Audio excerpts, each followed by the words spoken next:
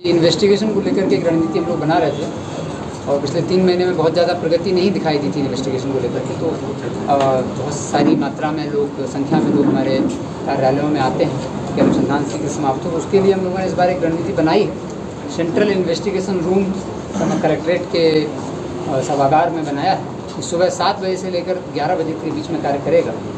प्रायः जिस दिन यहाँ विशेष मीटिंग होगी उस दिन 7 बजे से लेकर 10 बजे तक के बीच में कार्य करेगा। और अनुसंधानकर्ताओं को जो समस्याएं होती हैं तो अनुसंधानकर्ताओं को सपोर्ट करने के लिए जो अनुसंधानकर्ता और सर्किल इंस्पेक्टर्स हमारे जो हैं वो केस में कॉम्प्लेक्स डिसीजंस लेने होते हैं और अनुसंधानकर्ताओं को सही समय पर सही दिशा निर्देश नहीं मिल पाते हैं, तो उसकी कॉम्प्लेक्स चीज़ों का रिजोल्यूशन हो, उनको एक सपोर्ट सिस्टम प्रोवाइड हो सके।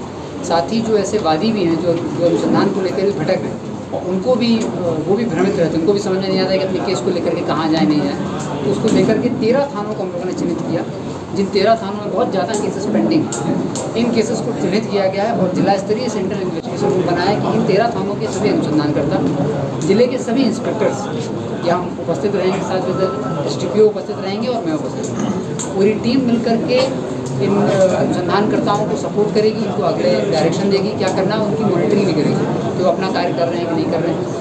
साथ ही अगर किसी विशेष ट्रेनिंग की आवश्यकता पड़ती है तो उसी 3 घंटे के अंदर हम उनको ट्रेनिंग भी दे पाएंगे और पब्लिक को भी अपने केसेस के निष्पादन को, केसेस की प्रगति जानने में या अनुसंधानकर्ता से कोई समस्या है या वो अपनी बात को सामने रखना चाहते हैं तो पूरी टीम के सामने एक साथ वो सामने रख सकते हैं ताकि चीज़ें बहुत स्पष्ट होकर हम लोगों के सामने आ सकें। इसलिए हम लोगों ने ये दिन भी निर्धारित किया, समय भी निर्धारित करा कि पूरी टीम इस समय रहेगी।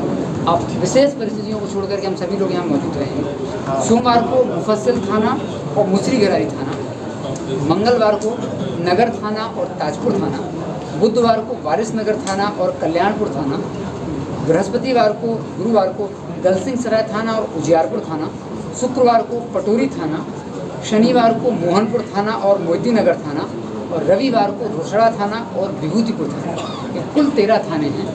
इनके सभी आयु अपने इन दिनों में, संबंधित दिनों में यहाँ उपस्थित रहेंगे।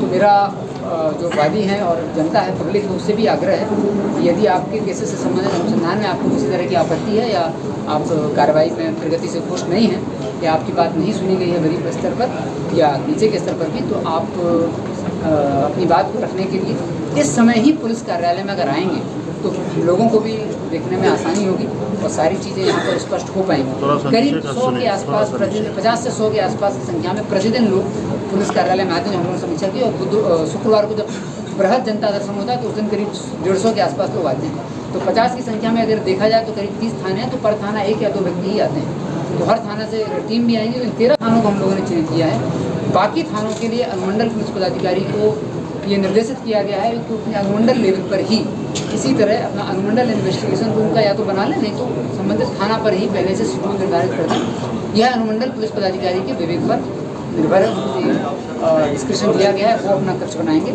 ताकि अनुसंधानकर्ता को सपोर्ट सिस्टम मिले और जो पब्लिक है, वादी है, उनको एक क्लैरिटी मिले चीज़ों को लेकर के और हम लोग त्वरित गति से अनुसंधान को समाप्त करा पाएँ, तो लोगों को अपनी बात रखने का मौका मिले। इसलिए इसका आज विधिवत तौर पर उद्घाटन भी किया गया और कलेक्ट्रेट का सभागार इसका पॉइंट है।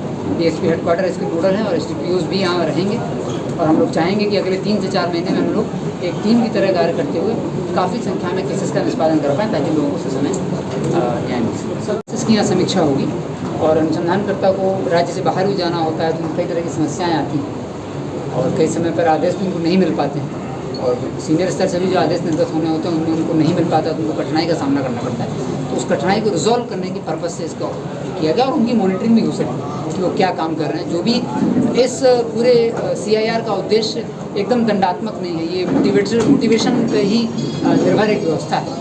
इसमें जितना भी अच्छा कार्य किया जाएगा उसके लिए सिर्फ पुरस्कृत किया जाएगा। इसमें कोई भी पनिशमेंट का सिस्टम नहीं हम लोग रखेंगे अनटिल अनलेस मेजर वायलेशन नहीं होगा।